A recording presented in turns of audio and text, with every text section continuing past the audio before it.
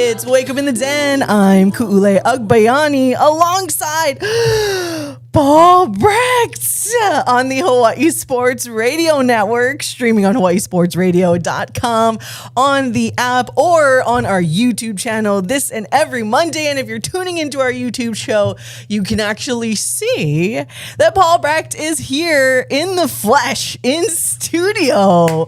Wow. Welcome back. Welcome back. Welcome back. Welcome back. Guess who's back again. There's just like so many different songs to do. Oh my gosh, Paul, welcome back. And how are you doing? How much did you sleep last night? Tell us a little bit about what's going on, my friend. I'm doing well. I am back with the beautiful people. I am back with you. I am back with our wonderful, wonderful team. I am very, very excited to be here. A lot to get into. A lot happened in the month of April. So as much as I wasn't here, I was still plenty busy with my little new daughter, who is absolutely wonderful. She is approaching a month of life, which is insane to say already. But I'm doing well. I am excited to be here. I am excited to chat some sports once again. I am excited all around. Sleep, probably about 4 hours we're working on right now. Maybe 4.5. That's not too bad. Not too bad. But overall, I've honestly gotten a pretty good amount of sleep, if I'm being honest. I think that for anybody who maybe doesn't follow me on social media, who is unaware, my wife and I welcomed our first child early last month on April 8th. And it was incredibly, incredibly exciting. Her name is Melanie. We call her Mel, Melanie, Mel, Melly, whatever. Bunch of different names. She is as lovely a baby as you can ask for, or a newborn as you can ask for. And I know that a lot of parents probably say that, or at least are going to say that. They might not mean it. But with Mel, she sleeps well for the most part. I mean, obviously, babies are going to have their sleeping quirks, and they have to get up to eat and whatever, blah, blah, blah. She sleeps exceptionally well. Her fussiness is really not all that much. And I find it kind of funny because it's like this pathetically cute cry.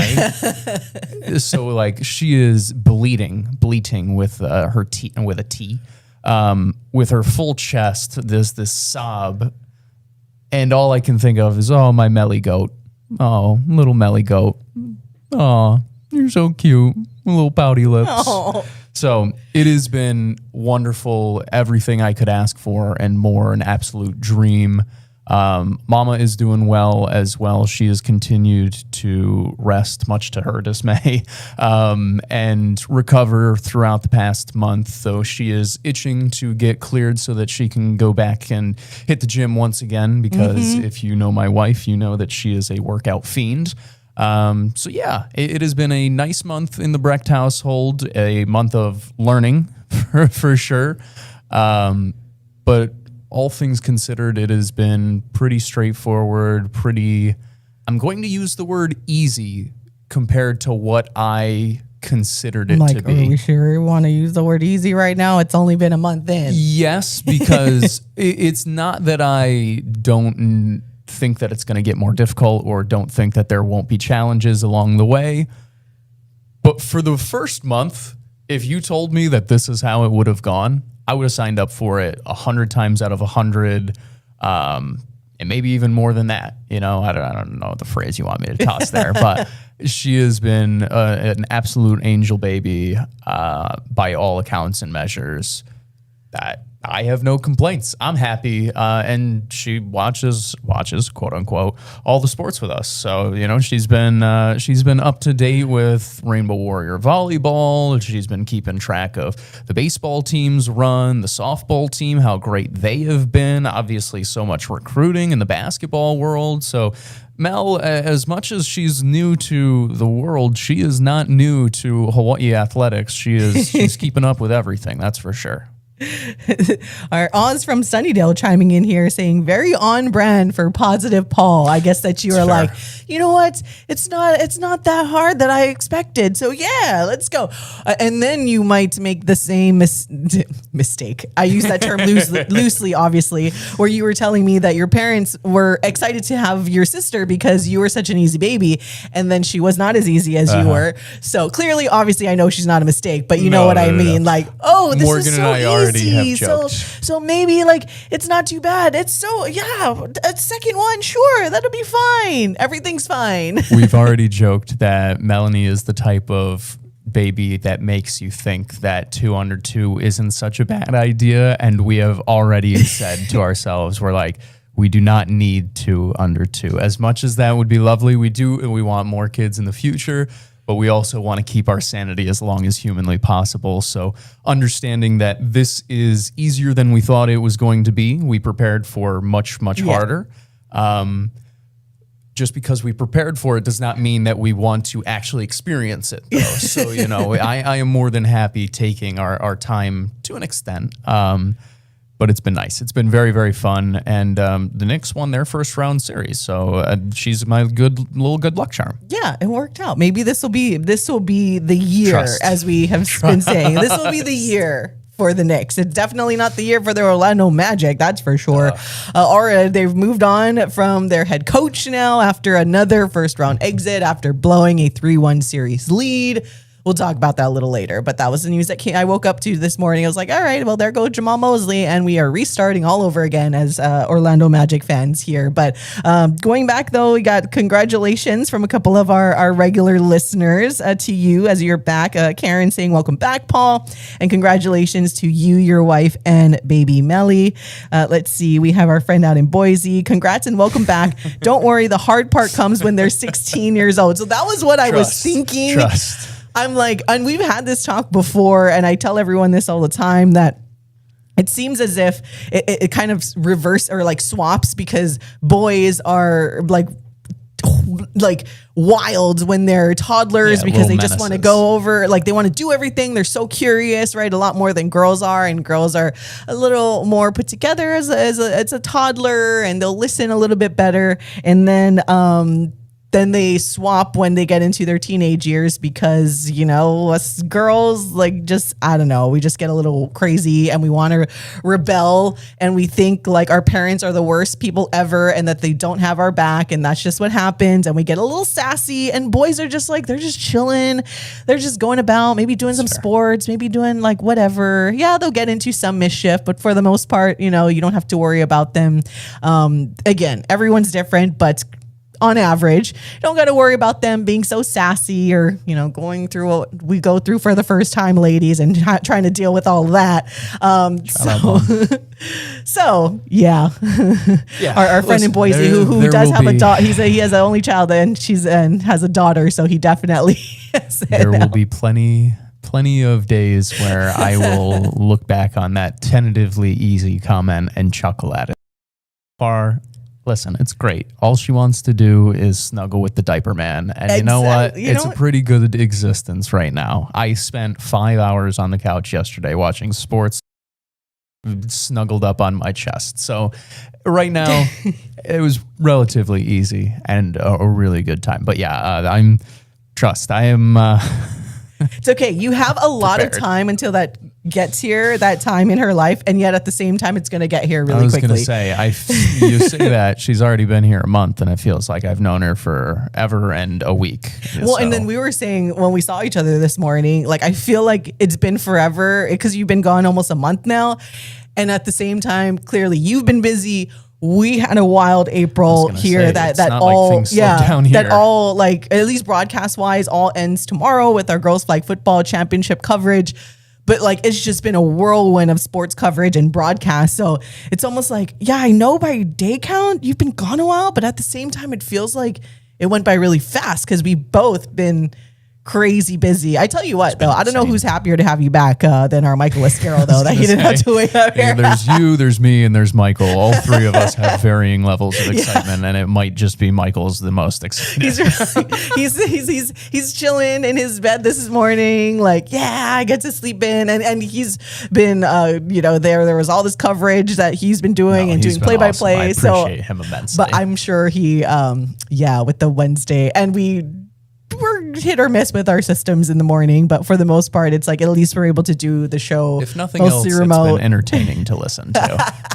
When we're like, wait, I think we're on. Wait, I don't know. Wait. The day that sticks in my mind is the echoing day for Michael, where I heard him twice. Everything that he said was coming out twice. That was a funny day. And we did clearly figure it out like a little like after and the whole systems thing, and I'll show you through some of the learning curve stuff when after the show is all POW and everything, but it's been a fun time and we're good to have you back. But we got a couple hours to get into a lot of sports. We're going to give Darnell Arsenault a call in a couple of minutes, actually, the athletics director for Waialua High School. Obviously, most of you know him and you have his name familiar with football, but yes, he has AD duties at Waialua, and I mainly want to chat with him because Waialua making history. They were kicking butt and taking names, mainly the ladies of Waialua High School, the Lady Bulldogs. A couple of state champs, individual state champs for the inaugural HHSAA surfing state championships over the weekend. That's where I was for a split second on Maui. Came back in time for men's volleyball. But there are 2 out of the 3 championships for the individual competitions were taken by Waialua Bulldogs. And then they took the team championship, but we had an all OIA sweep for the girls for surfing. So I'm like, that. Let's go, OIA. Yeah. We got Waialua and Kalani taking it all 3. So the OIA sweep for the inaugural state championships. You know what? It's good to be a red school, right? I guess. Yeah. And totally opposite sides of the island, too. So it's pretty fun. I was like, I can't say east side, can't say west side. I'm like, what is the commonality between these two? It's good to be a red school. And you know what? I went to a high school that had the primary color red. So, it's good to be a red school. There we go. So we'll talk more in detail about surfing a little later in the show. But since Darnell is, it is a school day, so we kind of got to fit him into the time coming back from Maui. So we'll call him in just a second. Also coming up, we'll have, as we know, like Paul has been on paternity leave, hasn't been physically here amongst the team, but if you are following him on social media and we brought up some of his stuff during the show, we'll get you caught up with some of the recent news as it deals with the transfer portal. Paul also mentioned that he has been keeping up of the Mountain West transfer portal action, just because that is our competition now, right? In addition to UC Davis, who are we familiar with, who is going to follow us along to the Mountain West Conference. Just real quick, though, I want to mention, just so we can say it for everybody, that Aaron Hunkin-Clater has finally made a decision and will be going to join Brad Davidson at USC. I was wondering where I'm like, oh, wow, she's really going to fight on here.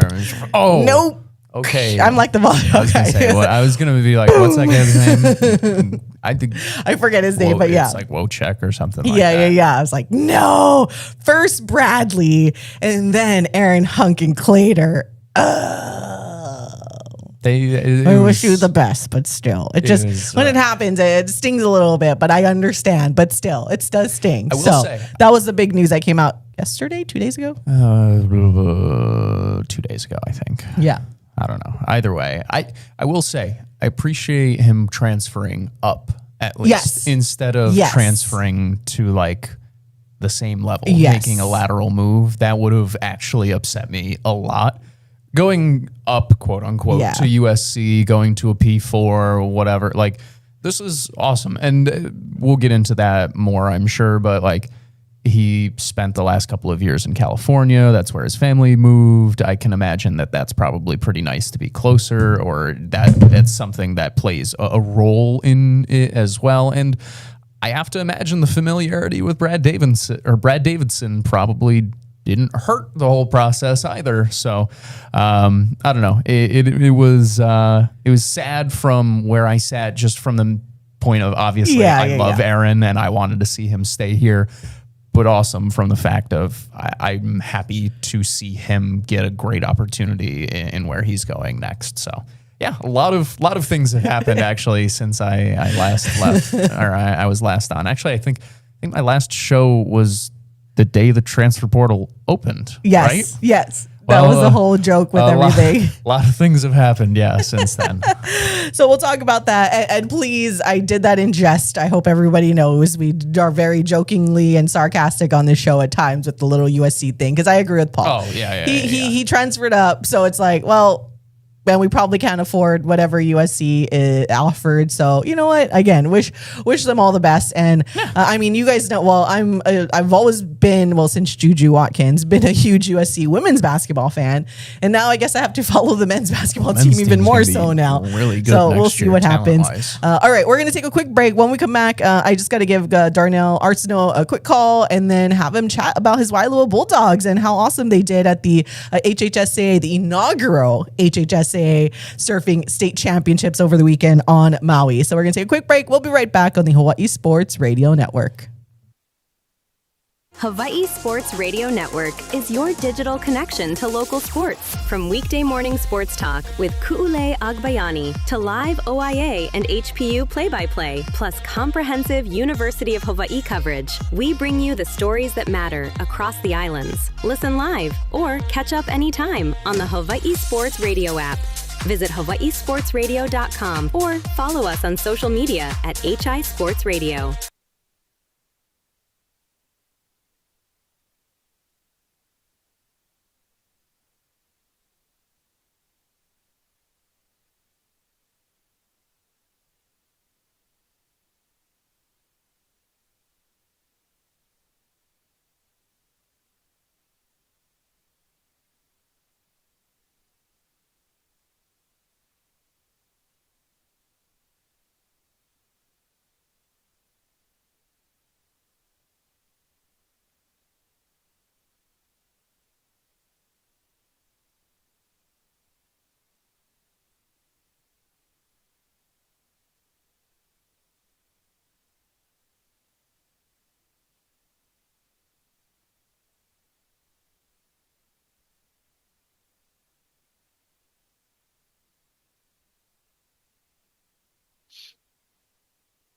Visit ahihawaii.org to learn more and apply.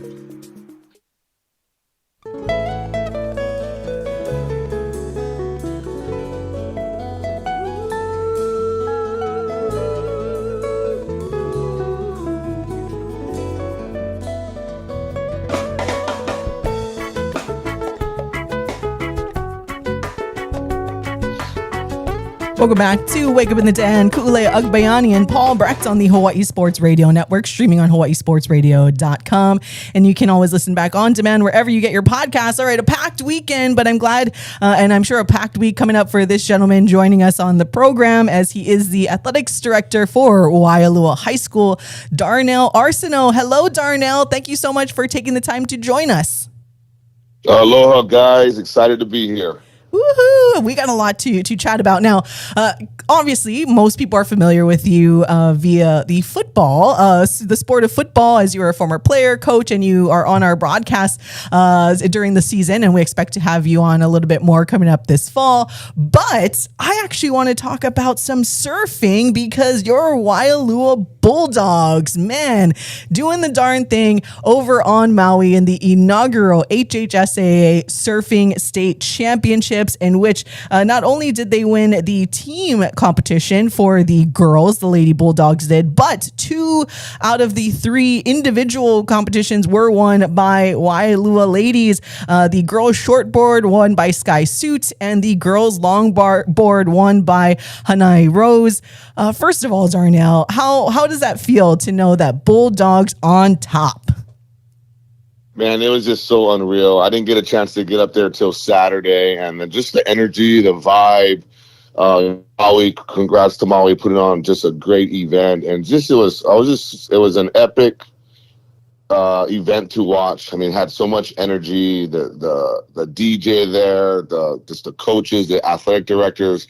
it was just unreal. So much support of all the schools, all the surfers, and then just to see, my student athletes compete, and then just giving it all they had, and it was just something special to be the first one ever, the first girls champion, the first shortboard female champion with Sky and Hanai. It's amazing, and I'm just happy that it was there to watch it and how it unfolded. Yeah, and I think it's cool how it all culminated for surfing because Wailua has had a surfing club for a long time, and the club coach in a Scott suit, the father of Sky suit, taking over the helm, taking over the duties to become the head coach of now an interscholastic sanctioned sport. So how happy are you for him and how much he has meant to take over this program on almost like such short notice and take on this responsibility, and then being that you have a daughter that you were supporting with volleyball, especially last season, but seeing him see his daughter be able to win this as well. Yeah, Coach Spencer and Coach Hunter, Coach Rain, and Coach Cody, coaching staff, the parents, they just did a great job. Spencer came on last year and did our club and did a great job, and they ended up winning that HSA last year for the club. And, we told him that, hey, this is going to be a state tournament this year. He was stoked. We got a lot more participation. We had some kids that came out that never were part of the surf team last year, and so it grew. We got a lot of representation, and Coach was just organizing practices and all those things, and then dealing with the floods. Our kids were always in the water, and then they couldn't go. With the bacteria in the water, they had to make different changes, travel to town to surf, do different things, and kudos goes to the staff. Man, they really had these kids prepared. It wasn't just about the surfing. It was the camaraderie, the spirit of surfing. Every time a kid went in the water, they put their hands up, made a tunnel. They brought the bulldog flag down to the sand, and it was always about incorporating everybody. And so that's the culture that he envisioned when he took over last year, and that's what he brought this year. And it was kind of contagious. You saw other teams started doing it within the OIA events. And then it kind of came the norm with everybody that, hey, this is what we do and this is how we're going to do it. So super stoked for him. The other thing about it was I remember, with Elle being in the state championship at Iolani and she's playing well. I see him over there. He's cringing on every bottom turn that she makes. And, I could just see that dad moment in him and, just how he kept it together. But he's just, he had that proud moment of being a coach dad, and he did a tremendous job of holding it together because there were some high, situations. And we kind of knew going into those last final heats that, Sky needed to probably win, and then Anna needed to, at least make the top three. And it worked out. And, real quick, it was like a movie with the last longboard event of the day. The time was running down 1 minute and 30 seconds. I remember walking, trying to get some shade. I said a quick prayer, like, oh my gosh, he needs one more wave. And then all of a sudden, like, the sun came out, the space parted, and then there was just this one last wave, and she caught that thing. Rose caught that thing. It connected. It kind of doubled up a little bit. It connected to another one, and she rode that thing all the way in, and it was just like, man, that's what you make movies about. And then we were all on our phones looking at the score, and then it stopped scrolling, and it had her number one. I was like, is this correct? And then we just all went berserk. So it was super, super rad to be a part of it. And it was really good to see all the support from all the other ILH, OIA schools, Maui schools, Kauai. I mean, just the energy there was epic. And we were joined by Darnell Arsenault, the athletics director for Waialua High School. And yeah, I actually got a chance to watch a little bit of the rebroadcasts yesterday, and she had no idea. Hanai Rose did. Like, you kind of looked like it was going to be somebody else. And then she, unlike some of the earlier heats and stuff where the winner clearly knew that they won, so they're excited, they kind of do a claim and they know they're going to win. She kind of just came into shore nonchalantly in a way compared to all the other surfers. So yeah, that was definitely a surprise. I can imagine you guys going crazy. I want to go back a little bit. If you can elaborate some more about, how important and how much this means even more so to the community after, I'm sure you guys had a handful of students that were affected by the Kona low storms and the flooding out there in Wailua. So how much joy do you think this will bring during this time as well? It was tough. Our community really took some hard times with the floods. But it's just the resilience that this community has, coming together, doing it for each other, doing it to serve and never asking for anything. And that's kind of what those kids and our surf team exemplified out there this past weekend. We, on Friday, why I couldn't make it out there is we held a Wailua Bash, a concert for everybody that helped in the community, that helped from out, Waianae to Kapolei. Everybody came down. We had Jack Johnson, Legion 9, Lava. We had a whole concert in the gym. It was packed. It was good. And that's why I flew up on Saturday. But it was just that kind of energy when I got to the surf competition, and that's what the kids were surfing with. And so, we talked about it a little bit as why we're going to leave it all in the water and don't put our head down if we come up short a little bit. And the kids just went out there and rallied together and they put it down. And that's the thing about it is these kids keep, amazing me about at the toughest times. They just keep showing up. And I tell them, that's part about life is when you get knocked down, it's just get up and show up. And they did. Man, so impressive, and so impressed with these young people, especially there at Wailua. And then it ended up being a team-wise. It ended up being the North Shore sweep. You had Kahuku on the other side winning as well. That's the same goes for when it was the OIAs. It was a North Shore sweep as well. So also, when it comes to Wailua, though, how more proud are you in the fact that, Wailua in a lot of the other sports hasn't really, because sometimes it has to deal with a little bit of numbers and so on and so forth. But it seems very difficult to attain like the top level at the top league in the state for you guys to win. But so how much more does meaningful and impactful is being able to have Wailua on the top and not Division 2, not just this, but literally the best in the state at the highest division. And you guys will get a state championship, multiple state championship banners. How does that make you guys feel? It's awesome. It's really cool to be a part of this. We have about 390 kids in our school. We also have 7th and 8th grade. That puts us over maybe about 500 or 600. So we're a really small school, and we have kids that play multiple sports. One of my male surfers, Conan Rinenberger, he's a quad sport athlete. I mean, he plays baseball, football, he wrestled, and he surfs. And so that's the kind of kids that we get out here. They do it because they want to participate. And so it's nice to see us be able to be on top and compete with the best of the best. We've won a couple OIA volleyball titles with our girls going back to back a few years ago, our boys winning another year. And so we kind of known for a little bit of volleyball and surfing and softball.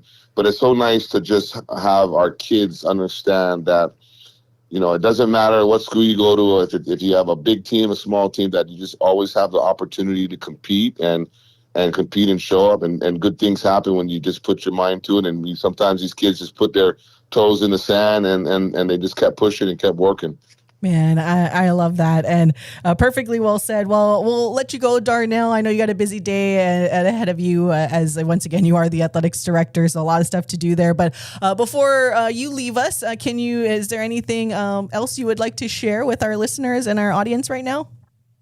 Well, I just want to tell you guys that the Philadelphia Eagles did really good in their draft. And I'm super stoked about our draft. No, it's I love it. I always got to rub it in with you guys about my Eagles. But on a serious note, I can't say enough for all the volunteers and the helpers that have shown up to Wailua to help Otaki Bridge and the different things that people did from across the island. We had a number of schools within the OIA. Every time we went, it was Kalaheo that helped out our softball team. Waipahu allowed us to have our senior night at their field because our softball field got decimated. Flag football at Pearl City. I mean, every school volunteers shown up, and we just want to say a mahalo and thank you to all of the volunteers and people that have reached out to help Wailua. I love that. All right, Darnell, well, we'll catch up with you probably a little bit in the summer to talk more, football stuff. And we're looking forward to having you back for more of the broadcast coming up in the fall. But thank you so much for taking some time to hang out with us today. Thanks, guys. Have a great day. Aloha. Aloha. Darnell Arsenault, the athletics director for Waialua High School. Again, his squad just coming up massive over the weekend for the state surfing tournament in Maui. So happy for them, happy for the community, as he was saying there. And yeah, like I made sure to bring that up. And I know with Paul being a new girl dad as well, kind of that tying it all together to the fact that I did when I met Coach Spencer, the coach of Waialua, when they were competing in the OIAs, and then to see and talk to him and like how much he coaches his daughter, who competes in like every discipline, by the way, and then she wins the short board. And I know Darnell, part of the reason why he couldn't be on a lot of our broadcasts last year for football is because his daughter was like a key player for Iolani girls volleyball, and we would kind of chuckle, and they were doing travel ball, and we were like, man, here goes Darnell being a good dad, and supporting his daughter. But so that was kind of cute, where like he was saying how Coach Spencer was like doing the every bottom turn, it's like you're just like cringing, like, oh no, what's going to happen, right? Like you're just extra, like probably more stressed than your actual child is competing out there. But yeah, when we talk about the moments can't come soon enough, Paul, it'll be your time sometime soon when you'll be doing that. Assuming that she's going to be an athlete in something, and then. She will be an athlete. She's not getting a choice in that one. We don't sit around in our household, as demonstrated. Or a dancer. That's an athlete. Yeah, I don't care. True. I don't care. We just don't sit around. As demonstrated during paternity leave, we do a bad job in my household of just kind of sitting around and doing nothing. We have to be doing something. So my daughter will, one way or another, she will be following that. I mean, if she doesn't get that from me, she gets it from my wife. She doesn't get a chance to escape from that. So, all right. Speaking of doing something, we're just gonna roll right through it here. Going back to, let's go to our basketball talk, as we talked about it, or we mentioned it a little bit before we went into break, and had to welcome in Darnell because he was pressed for time. But again, appreciate him for joining us right before he gets his official school day, I guess, started. But going back, we saw the news about Aaron Huggin-Clater. At least that question mark is officially answered. And I think that's the best part of everything, because we were, is he coming? Is he going? Is he staying? You kind of just want to know at this point, and I'm sure the coaches do as well, right? Like they need to continue to build their roster. So once again, wish him the best as Aaron Huggin-Clater goes over to USC, joining Brad Davidson. And then also Hunter Carter, I saw his announcement. Nicholls State is where he ends up too. Wish him the best as well. But now that you are here, Paul... Hello. Now, you've been writing a lot, and you've been giving the beautiful people, including myself as well, so we could talk about this show, all of the key info when it comes to the players that are coming in to the University of Hawaii men's basketball team next season. So just in the takeaways, and how do you feel like the men's team is doing during this offseason, and the pieces that are coming in and everything coming together? How are we feeling about the transfer portal gets so far for the UH men's basketball team, and also how it fits into the now we know for sure just the two returning players from last year in Isaiah Kerr and Tanner Cuff, Scotty Belknap and Tiger Cuff, the new players, up and coming players. All name team. And then now added into all of the transfers. How are you feeling? Like, and then there's anything else we can expect down the rumor mill? Let's see. Where should I start? It's been a while, so let's start here. I'll use the word intrigued by the roster that Hawaii has put together. I don't totally know how to evaluate it yet, more just because I want to see what the new Mountain West looks like. So it's a little difficult to be like, this is a group that can win it, this group sucks. This group can't do anything. So now, to be fair, I've been trying to keep track of everybody else and all of that. And I do think that Hawaii's additions, for the most part, are on par with other teams, where you can see what they're doing with their building of the roster. I think the reason I say I am interested and intrigued by the way that they have built out this roster is because they very clearly are putting an emphasis on some athleticism, which I find interesting, especially considering just how good Hawaii has been defensively over their time in the Big West under Iran Ghana. I do wonder if they're doubling down on that a little bit as they go into the Mountain West, just because I look at their most recent transfer that they picked up, Manny Joseph.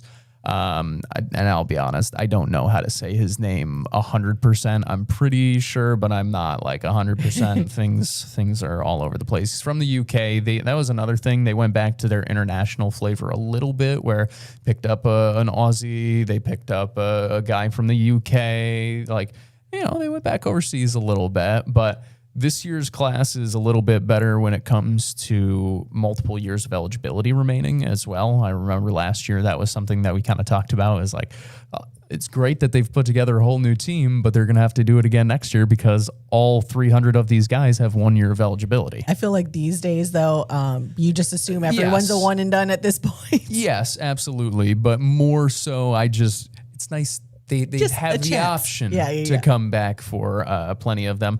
I'll start here. Let's go. Let's just go in chronological order, right? I love Marcus Adams Jr. I thought that was a significant pickup to begin the portal period. I think he is somebody who can be a key scorer for this Hawai'i squad, which is something that, quite frankly, I worry about oftentimes, is just the ability to go get a bucket. That seems like it's not that Hawai'i doesn't recruit good shooters. It's not that they don't recruit good players, good passers, people who can play within the system, but sometimes they struggle when it comes to who's going to go just get me a bucket. Marcus Adams Jr. can do that for you. So that I found intriguing, and I found to be a nice building block from there. Jaden Matingu, I have loved since I've watched him play at Point Loma. So I was excited when he made the jump up to Division I. And I actually remember thinking when I saw him in the transfer portal, oh, wow, I wonder where he ends up, because I think that whoever snags him at the D1 level, I think they're going to get like a steal. I think they're going to be pretty happy with, and this was before, obviously, I had known that Hawai'i was interested in him. This was right away. I was like, oh, like, I think he's a good player. I think he can be productive at the Division I level. I wonder where he ends up. Funny. Well, he ended up in the islands. Athletic guy. I don't know if I would sit here and I would expect him to be like the starter per se. If he is, he is, and it wouldn't shock me at all. I mean, this is a guy who has progressively been on an upward trajectory his entire college career. He's athletic. He's 6'3". He's quick. He can shoot. Like, he's a good basketball player. So we'll see what you get from him. But at the very least, you look at last year with Isaiah Kerr, and I think all fans would sign up for that again. So to just have another Isaiah Kerr would be nice at the very least. So I thought that those were two nice pickups from the very beginning. Where'd they go after that? Zach Davidson, he's a wild card for me. I think that he could be a pretty big hit for them, if I'm being honest, just because I think he is a very talented scorer that has not really gotten the chance to get off the ground yet. He's not athletic in terms of like he's going to jump over people, Blake Griffin, whatever. But he's athletic in the way that he moves well. He understands how his body moves. He uses angles well. And he's smart. I mean, he was the leading scorer at Northern Arizona last year at 14 points per game, and they played some pretty good, talented teams before he got injured. I am a little bit worried when it comes to big men coming off foot ankle injuries. Yeah. That's something Michael and I talked about where you're like, ooh, not sure. I mean, even when we talk about Aaron Hunkin Clater, like even if you're not a big man, just foot injuries for a very physical sport. And by physical, I mean like you always have to push off very hard on your feet, right? Like you're jumping, you're doing all of this stuff. So yeah, I definitely feel you on that and worrying about the recovery from injuries. I hope that he recovers well from it. There has been no reason for me to sit here and believe that he won't come in and be in great shape. He comes from a phenomenal family, one that has a lot of experience, by the way, in the Mountain West already. His brother Nick played multiple seasons at Nevada before transferring to Clemson. His brother also plays at Clemson, so pretty good basketball family. I think his dad was also a former star for the Wolfpack back in the day. Basketball family. I always find those bloodlines to be a good thing, personally. Huron Dan, or Dan Huron, I'm not sure what he's going to go by. I don't know if he's totally sure what he's going to go by yet. It's kind of been back and forth. Stephen Tsai and I joked about that after he announced his commitment. He's going to be fun. I don't know how high I want to put the expectations on him, because I think people are going to be excited about him because he's this fun, athletic player. He loves to dunk. Like I think in the transfer portal tracker, which you can still keep up to date with anything that I'm hearing or any updates on the things that I had heard and what has happened with those since then. In there, I think I called him Dunkin' Dan, like he loves to dunk the ball. I hope that he continues to take more steps forward because he was late to the game of basketball. He's the son of 2 professional basketball players. Like, both his parents played pro ball, so that's dope. But he didn't start playing basketball till he was 13 years old. So it's like, okay, he might be a little bit behind. I know people, we kind of make fun of Eran Ganot sometimes because he always says like the same things. He has his Ganotisms. He's going to, and I would put money on this, if there was a Kalshi, thing for this, I would just put the mortgage on Eran Ganot calling Huron Dan a late bloomer. He's just a late bloomer. He's a guy who I think is on an upward trajectory still. He's going up and up and up. That is spot on. I don't know at what point in the season it's going to happen, but I would put money on the fact that at some point in the season he will say it, because I do think Dan has that type of ability, that trajectory, but he also is raw still, where you have to develop the game. You're going to have those growing pains at times.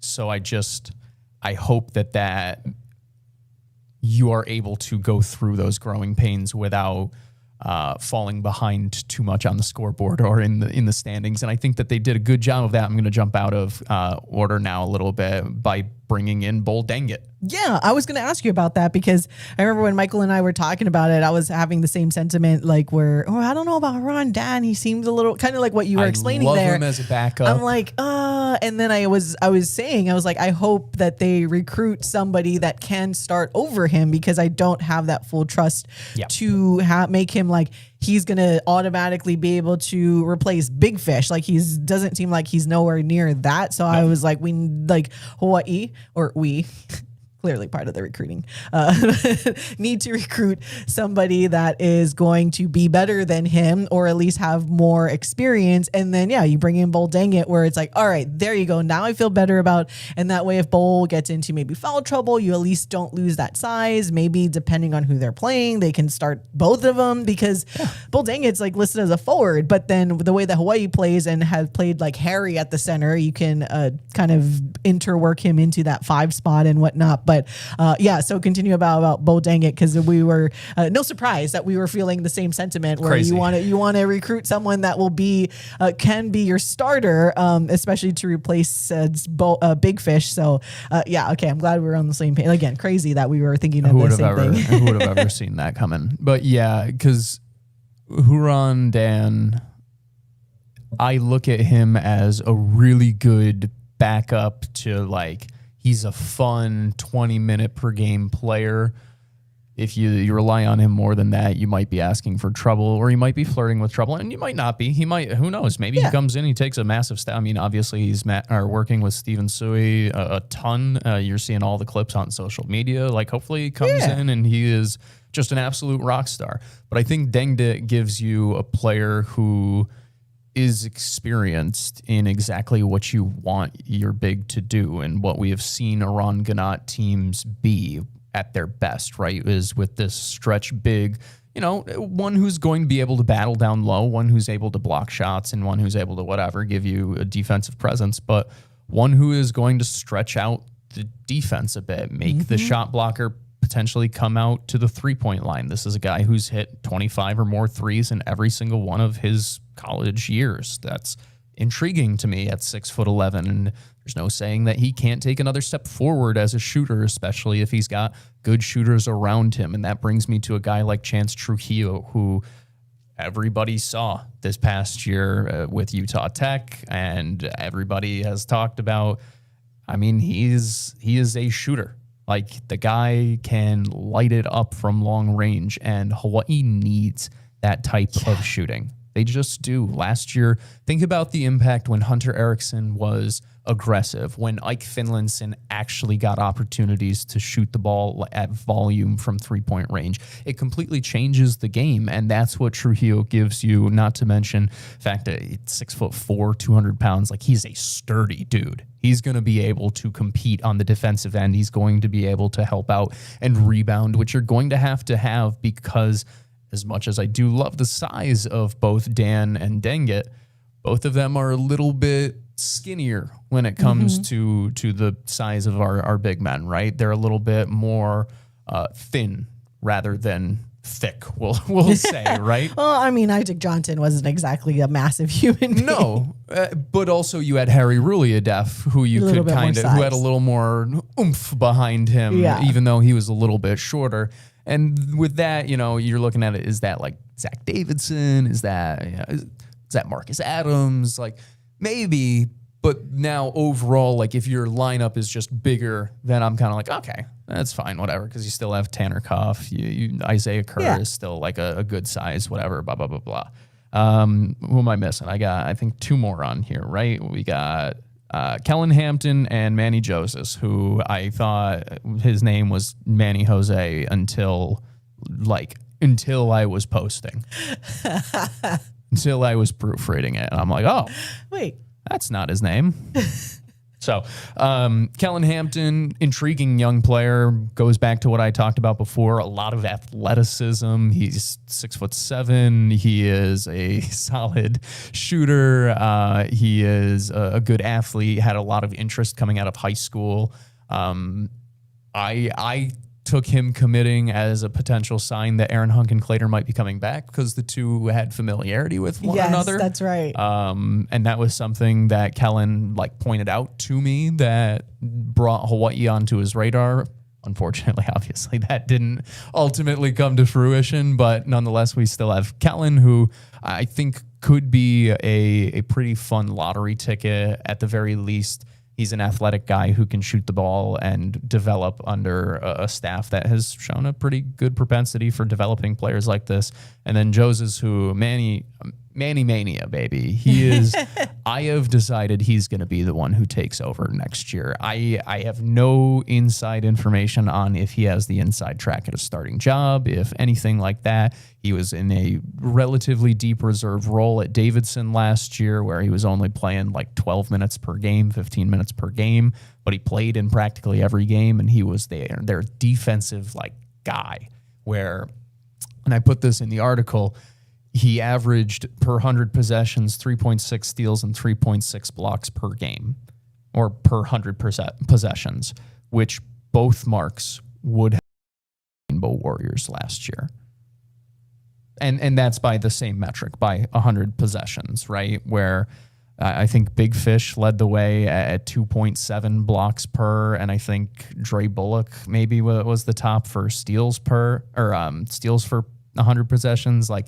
Think about how impactful those two guys were on a possession-by-possession basis, how big it felt when they were on the floor. Mm-hmm. And that's the type of impact that Manny is going to be able to have defensively, on top of the fact that he's no slouch offensively. He can knock down a three. He's athletic. He can drive. He has a little bit of a handle. And he, similar to Kellen, is still relatively young, is still relatively raw. He still has more room to grow. Wouldn't shock me if he also gets the label of a late bloomer from Coach Aron Ganot, where he's somebody who takes a big step forward, not just, he's always been this great defender, high motor, blah, blah, blah. But offensively, he might be that athletic juice that fans love a lot as well. So think I have hit on everybody of transfer. Obviously, there's Tiger Cuff still and Scotty Belknap. But like you said, we won't really know exactly how to assess it until we get to the summer and we get to see them in person, you know. But I figured, I'm like, if there's anything that Paul Cannon wants to talk about, because he's been writing, as much as his writing is awesome and he's been keeping you guys updated via hawaiisportsradio.com, whether it's the detailed articles or the transfer portal tracker, feels nice to at least talk about it out loud a little bit and tell the beautiful people all your thoughts on what this looks like. I do want to mention, I will not... It's just because with all the stuff that we're dealing with, I do want to give her a shout out that I had a chance to catch up with former Rainbow Wahine basketball player Daniela Kujovic, who did enter the transfer portal. I will not say what school she's going to. I will leave that for her to announce if and when she wants to. But I do want to give the shout out to her that the reason that she shared with me had to deal with school. So, I mean, like, I was bummed. I was talking to her. I'm like, you were one of my early on favorite players, but I love the fact that it had to be because it has to deal with the travel schedule of Hawaii going into the Mountain West. Yep. And they have to, it's a little wonkier because they're going to different states. So the travel is not the same as it was where you just go to California a couple of times and you can kind of manage that. She doesn't want to miss as much school with kinesiology. And so she's like, if I go here, the schedule is a bit easier to manage with my schooling. And I'm like, you know what, Danny, like, shout out to you that is I cannot whatsoever fault you at all. I mean, Paul, you and I talk about making school the priority when it comes to transferring, and it was nice and refreshing to hear somebody where it did not have to deal with playing time. It didn't have to deal with money. It was quite literally the travel that will be for the women's basketball team going into the Mountain West. And I'm like, you know what? I can appreciate that it was nice, like I said, refreshing to hear that someone and the young person is like, it really has to deal with just school and managing my schedule and being able to finish my last couple of years in this degree field. Yeah. So definitely wish her the best. And man, like I said, it was just a breath of fresh air to be like, you're transferring for school? So that way you can focus more on school? Oh, it's like the angels like just showed up, and I'm like, wow, this feels so nice to hear somebody actually have that reasoning. Where it's unfortunate because I can imagine there might be other players in other sports or maybe players that second guess coming to UH because of how much crazier the travel is going into the Mountain West. And I'm sure that I'm sure Danny is not the only case where this has happened to, but it was nice to actually talk to somebody who is going through this and taking advantage of the transfer portal because it helps them in their school with being able to still continue playing the sport that they like. Again, she'll probably announce where she's going, but I didn't want to say where she's going. I don't want to take that away from her. Nope. But I do want to share with all the beautiful people the reasoning she shared with me, because shout out Daniela Kujovic that choosing the right reasons, that if there's any other right reason for school to transfer, and make sure you focus on your study part first. Yeah, it's a good reminder, especially now as we get into, I'll say, the lesser appreciated sports portal periods where it's like you have, I think, men's volleyball, the transfer portal opened yesterday. You'll have water polo, both men's and women's opening. You'll have just Olympic sports in general. Yeah. And then, of course, women's basketball, as much as it has grown, is still, we've talked about this before, it's not as though you're getting millions of dollars thrown away or thrown at these players and hundreds of thousands of dollars trying to poach players. Like, there is still, to some degree, there are still a few players who are like, yeah, I'm using the transfer portal, but I'm using it because it's what's going to be best for my mental, for my social, for all of these types of things. And that's kind of this situation with Dani Kujovic, who, like you said, has been awesome while she's been here. And realistically speaking, all the Wahine who are transferring away, because Ella Collins also just announced her transfer. She committed to Robert Morris, RMU. These are players, Kira May Falemu, you talked about, I believe, she's at CSUN. These are players who unfortunately did not see a ton of playing time here, whether it be because of injury, because it was rotational stuff, whatever it may be. and they now get an opportunity to go to places where it might be a little bit, because it's changing a conference, so the travel is different, the time commitment might be a little bit different, all of these different things. So I am very happy for these young ladies that they are able to make decisions for themselves. That, I mean, there's no ill will. It's been cool to see all the players who are excited for them in their new ventures and their next stops. So it's been fun. I hope, as sad as it is, I hope these programs are managing these women's basketball programs in college are doing a lot better job than whatever the heck is going on with the Golden State Valkyries. That's for sure. Don't get me started.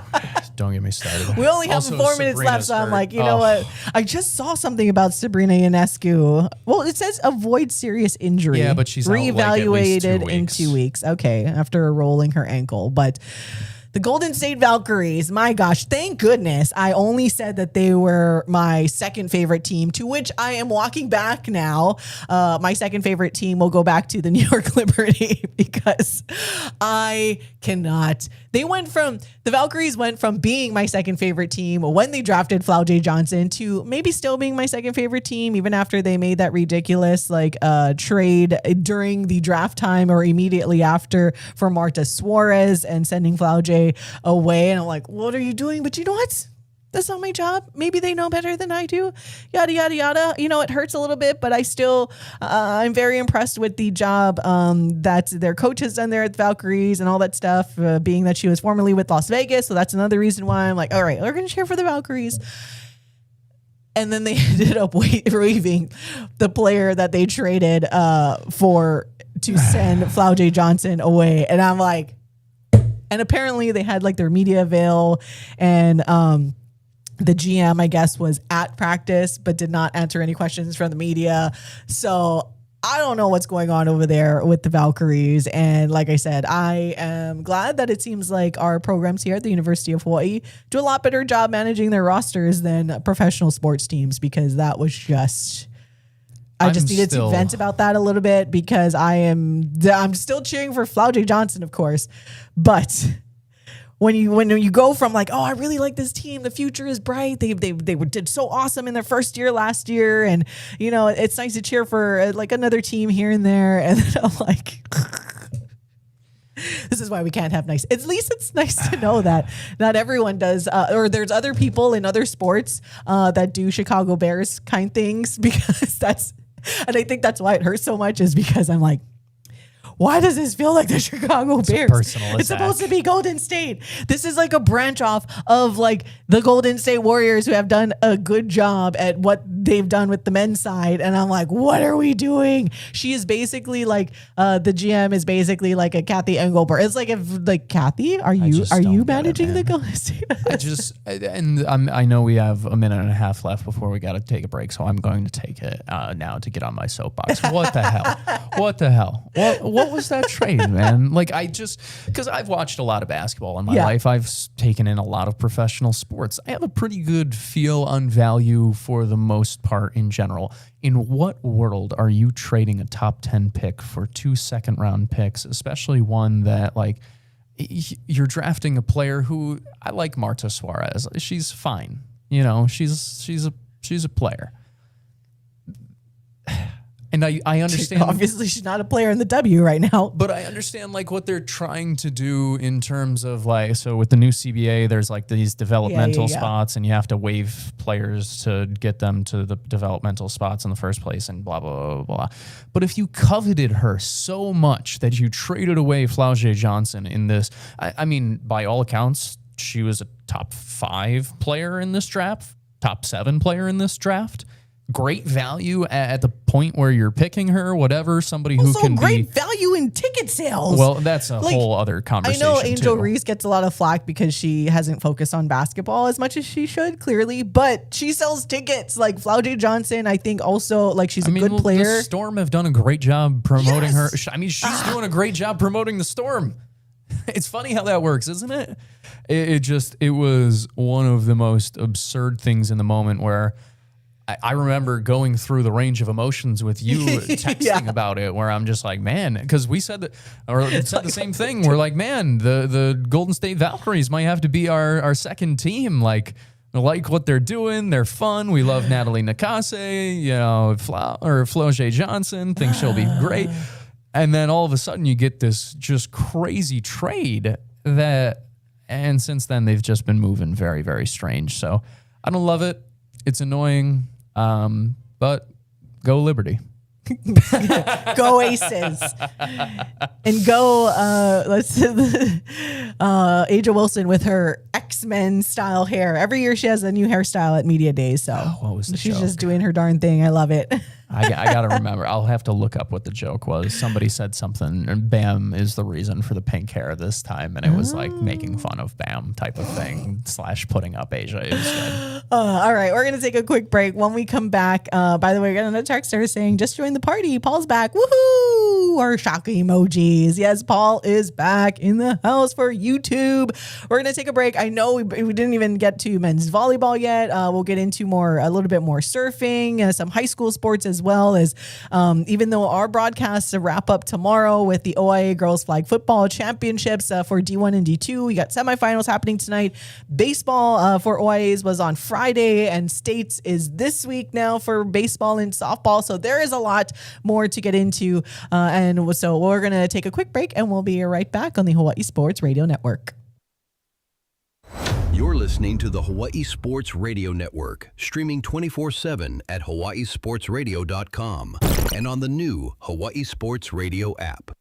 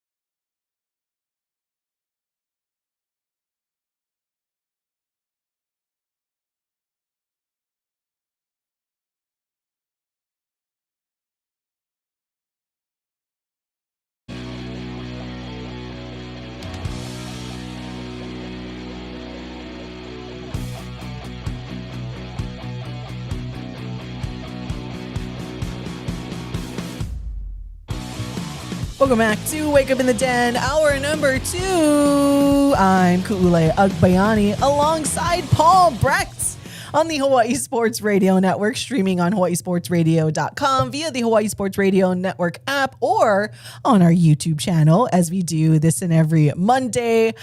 Speaking of on Mondays, next week, Monday, fingers crossed that I will not be here and it'll be Paul and Michael. And I say fingers crossed because if the University of Hawaii men's volleyball team is playing in the national championship game next week, Monday, then I will have left on a jet plane on Sunday night as they are back in action on Saturday to have a rematch of the Big West Conference Tournament Championship against Long Beach State. Again, that one is on Saturday, watching it on ESPN Plus, 3:30 p.m. Hawaii time. But yeah, in hopefully this is when where it's like, as much as I miss all of you guys and I want to make sure, the beautiful people and all that stuff, this is the rare occasions when I'm like, hopefully you guys do not see me next week, Monday on YouTube, because again, that would mean that our Rainbow Warriors great news. are playing for the national championship. Because should they lose to Long Beach State on Saturday, then I am just going to take flight credit or whatever and not make that quick flight out to Los Angeles to go cheer them on at Pauley Pavilion, because I mean, especially now, it is anybody's open game. Like, what in the world? So before we talk about what happened for home game here for the Rainbow Warriors, this Final Four, like, it's wide open. Like, the fact that UCLA got booted out by, UC Irvine, clearly awesome team, but this is when it is wide open, because Hawaii did the darn thing on the road against UC Irvine and Long Beach State in the regular season. And as we saw, Big West Conference tournament runs around, Long Beach State, it happens in the semis. But the transitive property with UCLA just dominating Hawaii here on their home court, Hawaii being able to play UC Irvine and beat them at their home court. And then UC Irvine, when it really mattered, and that's the thing, right? When it really mattered in this regional there, we're able to take down the number 1 overall seed, the team that it would be on a home court advantage at Pauley Pavilion, where the NCAAs are being held. Flatly say it, the favorite to win the national championship.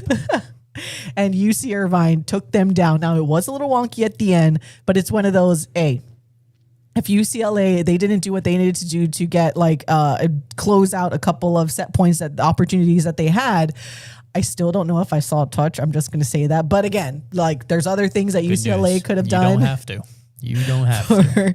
If you guys didn't see it, basically Niffin, as he always likes to do. But you know what? If you have a challenge and it's the end of the game and you're about to lose, home with you. Might as well challenge. So he challenged a touch on a block that looked like it went out, but he challenged a touch for what would have been match point for UCLA. They were celebrating, and then challenge review. Apparently there was a touch. Kidding. I saw a funny comment that was, wow, men's volleyball, men's volleyball has arrived because clearly Las Vegas made a phone call, and that's why. That's so funny. So I'm like, yeah, men's volleyball has arrived, because now we got some juice conversations. But it didn't look like a touch. I still went back and I'm like, man, but whatever. Again, UCLA, it's not like they didn't have additional opportunities to close out the match. They choked it the same way that Hawaii did in the Big West Championship. This was the 5th set, and you know what? Anteaters, and shout out to the Big West. 3 of the Final 4 teams now in the Big West. Is that good? And then Ball State is the other one, beating Pepperdine. Once again, Pepperdine able to take a game here against Hawaii as well. And Ball State, they did go in as the 4 seed, but I guess you can say on paper, Pepperdine was the better team. Most people expected it to be Pepperdine UCLA on that side, and we just completely blew it up. In fact, not. And it's UC Irvine and Ball State in the other semifinal. I think in the Hawaii semifinal at Long Beach State, everyone kind of expected that or anticipated that, but UC Irvine and Ball State being on the other side is so we could get a potential all Big West national championship at UCLA. I love it. I love the parity that we have down the stretch here, especially because Hawaii is one of those teams vying for the spot to win the Natty this year. It's been really, really fun to watch. I think a journey for this team that has been good for them in a lot of ways, where it has not been a perfect season by any means, but that doesn't mean that it hasn't been a really fun season nonetheless. And it's funny, I bring up UCLA, or you bring up UCLA's loss, and I kind of make mention of Hawaii's loss in the Big West Championship game for similar reason, where, as frustrating as it is, I'm sure if you are UCLA, you can't sit here and blame it on the overturn, because you did have multiple opportunities afterwards, and some of your best players just made some very uncharacteristic plays. Mm-hmm. And unfortunately, sometimes it doesn't. Your second loss of the season can be your last loss of the season too. And I'm not saying as a last loss as in you're going to win more afterwards. It can be tough like that. And I I'm excited now because, I will be honest, UCLA was the one that was giving me as much apprehension as any when it came to, you'll remember I had worries. I'm like, man, this Hawaii team is good, but are they just in an era where it's like they're going to have somebody be their peer at every step before they can hoist the trophy again? And in my mind now, the opportunity is there. That's not to disrespect Long Beach, who is obviously a phenomenal program in their own right. They swept in. I think they were the only team that swept in their, I don't know, I doubt Ball State swept Pepperdine. Feels like that would have been. Ball State, Pepperdine went to 5. I was going to say, feels like that Long would have been Beach is more. the only sweep. Yeah, so like, it's not meant to be disrespect to Long Beach because they are a phenomenal. I mean, they're the defending national champions. Yeah, without Moni Nikolov. So that said, I don't know. Hawaii beat them twice at their place and the second time convincingly. This, I think, is a Hawaii team who is playing better now than they were then. This is a team who is better now than they were then. This is a team who has the aspirations to win a national title and a little bulletin board material too, if you remember correctly. Exactly. Because anybody with a brain thought in the moment when they saw this, and for our audio-only listeners, I am tossing up the double shaka down. Anybody who saw that in the moment from Wojciech knew it was stupid because these two teams absolutely were destined to meet again. It was written in the stars. I mean, anybody in the world could have told you that, 2 weeks later that they're going to meet? Exactly 2 weeks, actually, to the day that they will meet against one another for a spot in the national championship game. You don't think, if I am Coach Wade, if I am the Rainbow Warrior coaching staff, I have got that picture blown up and I might put that across the net this week in practice. I might put it in the travel itinerary. I'll put it everywhere that we go. I don't want you to forget about what this freshman did. Freshman, I know. by the way. I know. Use it. Use it as fuel. I'm pumped. These two teams don't like each other in a competitive stance. Yeah. Like, obviously, it's like whatever. It's sports. I'm pumped. It's like a Bears-Packers type of situation, exactly. basically. Bears-Packers, Yankees, Red Sox, Michigan, Ohio State, Kahuku, St. Louis. I'm Good like, one. You bring it back home. I'm like, what are the other rivalries here? The Dodgers against everybody. The Dodgers versus everyone non-Dodgers. All that is good. That's the rivalry that we all have. So yeah, it'll be, in case you guys didn't see it, again, the first match for the semifinal this Saturday will be between UC Irvine and Ball State at 12:30 p.m. Hawaii time, and then Hawaii versus Long Beach State to follow approximately 3:30, hosted and at the home of UCLA at Pauley Pavilion. I did love and appreciate all of the posts that were out there that, and we know it's never going to happen. It's too last minute to do that. But I did like how everyone was like, do the right thing, NCAA, and move the Final Four here to Hawaii, because now, you won't get, unless it's the Hawaii game, because shout out to all of you guys. New NCAA men's volleyball tournament game record that was set back in 1998 here, but did not have Hawaii playing. But now with Hawaii playing, you guys set that record. I mean, you had even Coach Timmy Chang in house, Micah Alihado. You had a Coach Ganat in the house as well. So all of that support sitting at the front. We did not see Mr. USC there at all, but maybe he got smart and was wearing his University of Hawaii gear so that he did not stand out. So maybe he was there, but did not wear USC. There were, and I get it, there were other USC fans that were sitting courtside. I have no problem with that. I just have a problem when you are a state employee, and that is what you are going to do when you're not. So like talking smack. Yeah, to our favorite senator. Smack, But no, like 10,300. And I had said this before that I know this ticket sales will be up there, but we've gotten sold out crowds before, like they did for UCLA. But you didn't feel like, you could just look and it didn't look like it wasn't a true sellout. Like there weren't that many butts in seats. It was a packed house, but it didn't look like every seat was filled. Man, Saturday, afternoon, it was so funny leaving the stand. And I'm like, it's daylight. What's going on? Right. Why is it still so bright out? Why is it daylight outside? But yeah, like in the stand, it didn't stand out that much on TV because like I had just gotten back from Maui and like I got home and I wanted to see the start of the game. So I put it on the stream and I'm like, are people even there? Because it was a green out, so it doesn't stand out on the stream as much as the white out.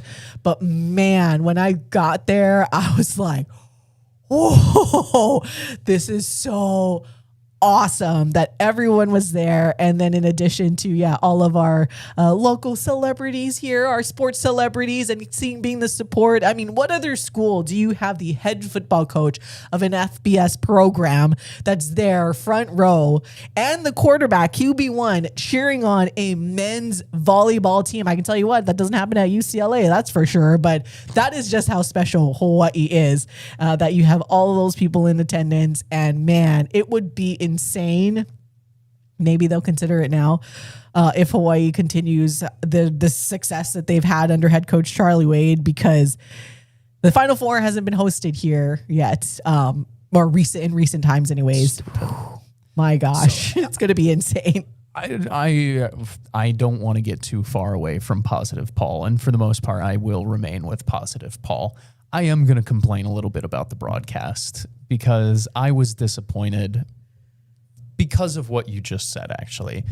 Visually, it was not as eye-popping on TV as I thought it should have been, which was frustrating because I am somebody who has been to the stand. I have been inside when it's packed, when it's rocking, and it is, I mean, it's unlike any other. And this is not a criticism necessarily of the broadcasters themselves. No. I actually thought that they did a real nice job. And I understand that, you don't have the Spectrum. We're obviously very blessed with like what Spectrum provides all the time, and they do a great job. It's because Kanoa had to do baseball. Well, but right, and like they do a great job and whatever. But I thought the camera quality felt different. I thought it looked darker in there. I thought the mics were not like the audio check was not necessarily up to as much par where.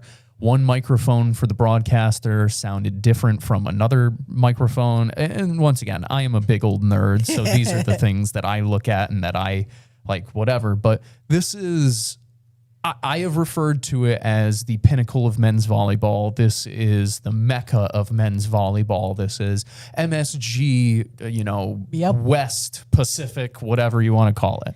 Except the 1 year I went to MSG. Yeah, and we don't need to talk about that. It'll be like MSG today. Game 1, 76ers Knicks. Anyway, shot Zor.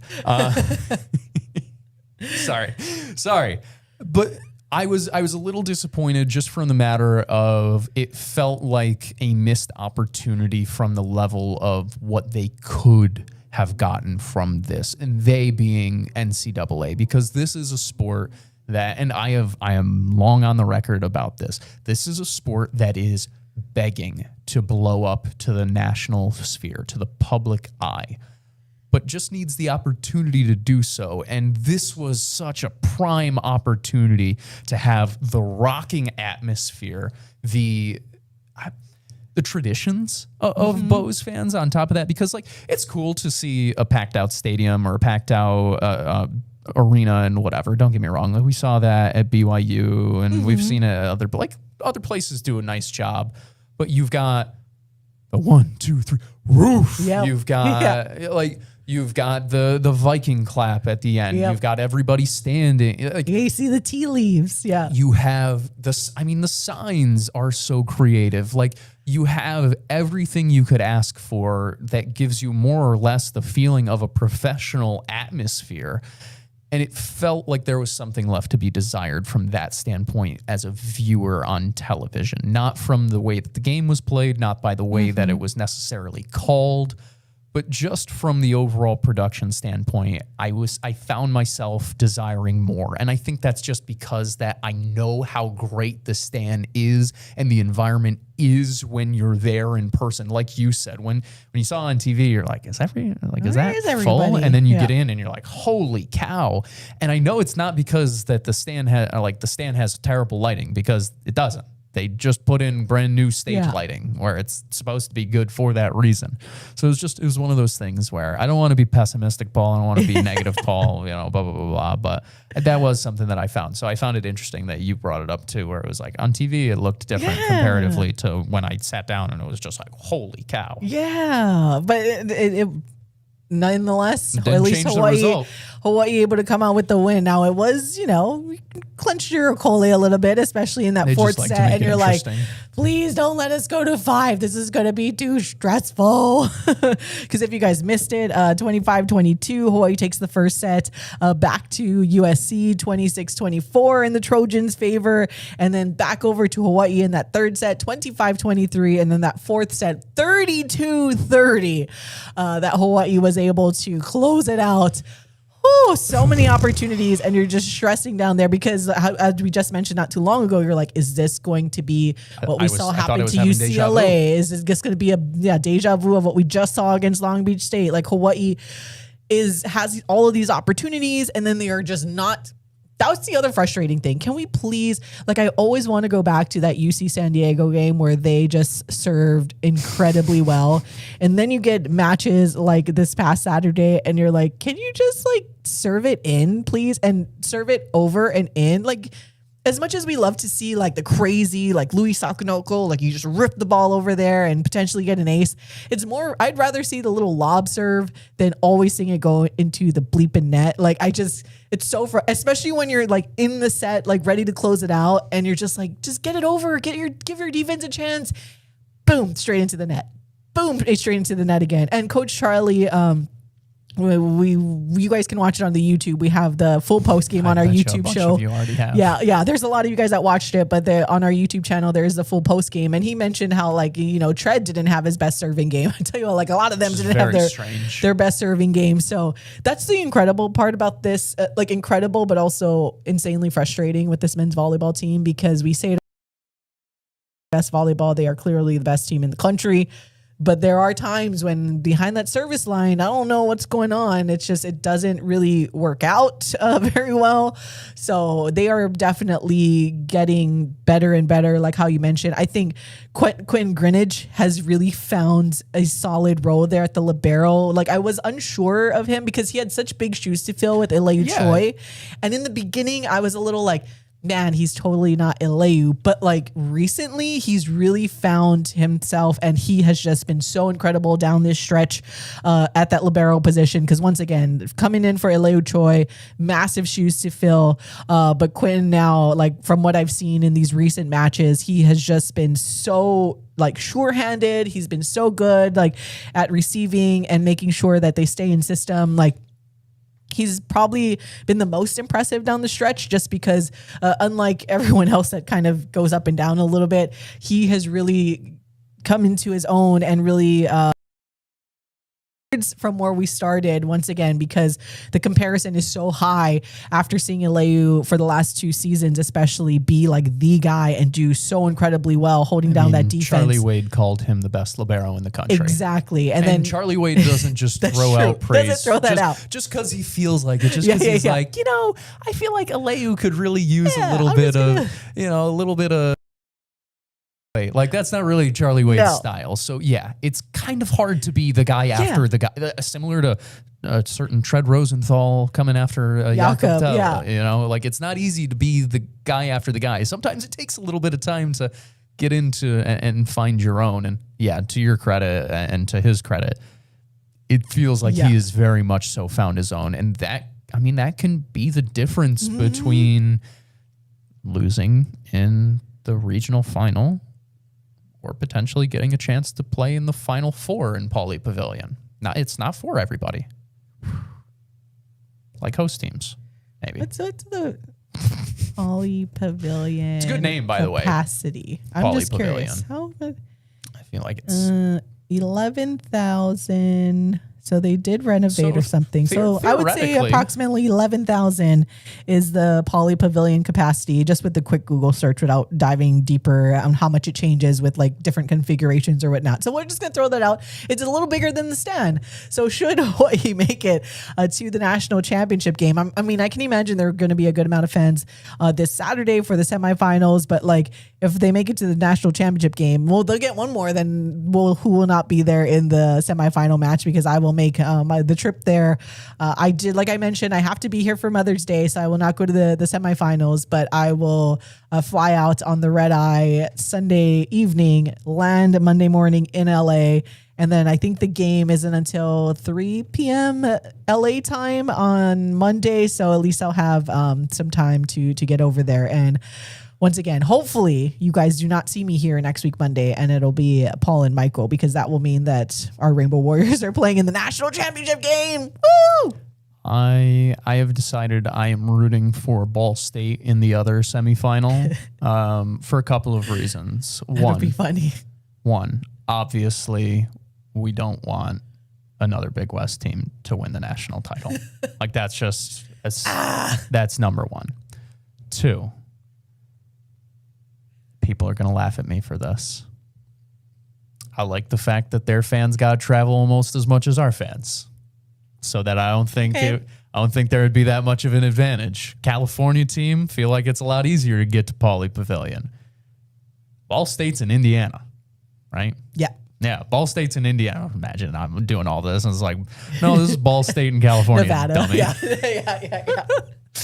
But yeah, so it's like, listen, I would like, if their fans got to travel, our fans got to travel, I'm going to take our fans in a battle of traveling for volleyball. I'm just, every single time, if you give me a blindfolded choice and tell me Hawaii men, or just Hawaii volleyball fans versus literally anywhere else, with a similar distance, I'm taking ours. I'm taking our fans. And I know that Indiana fans travel well. But I mean, even if it is Irvine, like our fans are going to be better, because there's so many I'm not saying fans, they won't be but better. you're like, it'll be more difficult. Want to outnumber them. For sure. Like no matter what, our fans obviously are going to be better. That's not a question. That goes in. It's like, okay, what are the guarantees for today?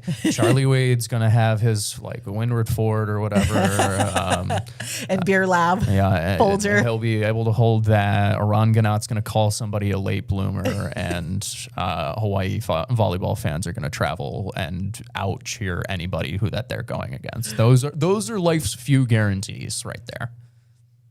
I like it. We could do that all day. That could be a bit. Life's guarantees, and it's just a bunch of Coach Bud being excited about going to Vegas. What does Coach Timmy do? A lot of things. Be very in tuned with the landscape that is going on outside of football. Timmy's always familiar with what's being said about his team's ceiling and floor, we'll say. Timmy's guarantee is somehow he works in that he gives it pretty obvious for those that are in the know that he is clearly aware of whether or not his team is projected to win or not, and by how many points or whatnot. It's like, what is going on here? But so championship game will be, now I'm going to just be thinking about all of these like guarantees from our different UH coaches. So championship match would be on Monday at 1:00 p.m. Hawaii time for all of you guys that are staying back. It will be on television, so that is a good thing. The semifinal match is not on television, only on ESPN Plus still, like this past weekend.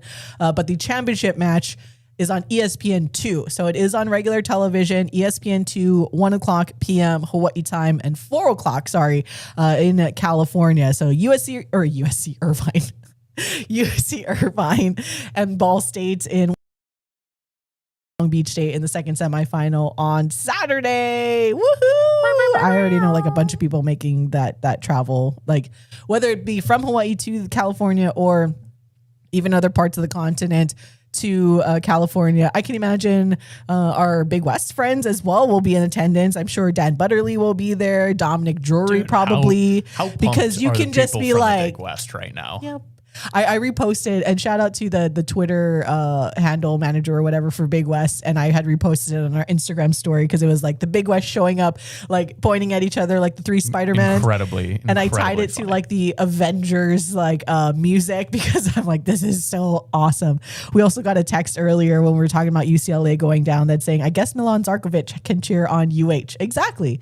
I mean, he lives in the area because he's still the coach at UCLA. So come on down, Milan, and wear the green. Yeah, just. I mean, I'm sure there are plenty of Hawaii fans who would be more than happy to hang out with him. Of course. And enjoy their time.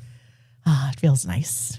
I love winning. It feels nice. I love winning. And I love when, other schools that, again, I love Milan still, but when you see one of the staple coaches go to the team that already has an assortment of riches when it comes to men's volleyball, and you're like, yes, we don't have to see them at all. At the end of the day, I am going to root for people who I know who have been good for me and blah, blah, blah, or good to me, blah, blah, blah, blah.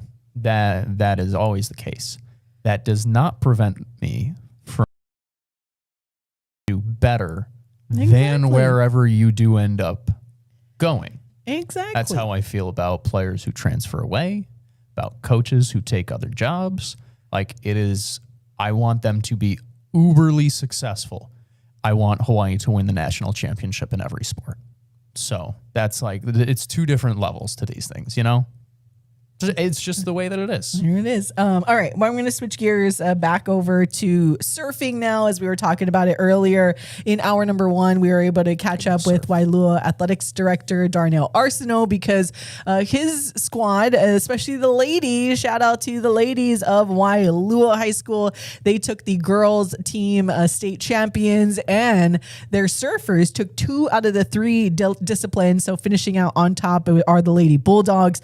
So just real quick here for you guys taking a look if you missed it earlier, just to recap, the boys team champion is Kahuku, runner-up Kapa'a, and on the other side I should also mention for the girls team champs, the runner-up is Kapolei. So OIA on top. Going through let's start with shortboard. For the boys shortboard, winning it all is Kalia Panaris Schooley of Seabury Hall. Girls shortboard going to Waialua's Sky Suits. Boys longboard going to Alex Ran of the Hawaii Academy of Arts and Science. Girls longboard going to Hanai Rose of Waialua High School. The boys bodyboard championship going to Felix Barton of Hawaii Academy of Arts and Science. By the way, that is on the Big Island in case anyone was curious like I was. I'm like, I've never heard of that school before. So the BIF taking a couple of championships for those respective disciplines on the boys side. And girls bodyboard, as I mentioned, an OIA sweep on the girls' side. Kai Po'ikoa of Kalani High School taking it for the girls bodyboard. And Kai Po'i, I want to make sure to mention, like, she comes from a family of watermen and waterwomen. So very emotional win. Her mom was on the beach there waiting for her. And she had actually lost her dad a couple of years ago. If you guys recall, there was an accident on Kapiolani, kind of taking a moped accident. So yeah, she had lost her dad a couple of years ago, Joe Koa. And so shout out to Kaipo'i. You can tell all of the emotions. I was not tearing up at all. That's totally not me, but watching the broadcast. But no, it was awesome. It was a well put on event. Shout out to the MIL. Shout out to everybody that contributed to putting on just everything was like just so well done and so organized, from the parking to they had refreshments. They had a free water station.